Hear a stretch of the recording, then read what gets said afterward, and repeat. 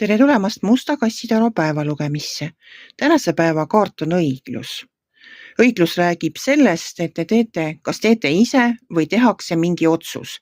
Tõde tuleb päevavalgele, otsused, väga tsüksed tähtsad ja olulised otsused tehakse täna ära, aga need on sellised natsionaalsed otsused, nad on kaalutletud otsused, et need ei ole tehtud niimoodi ülejala.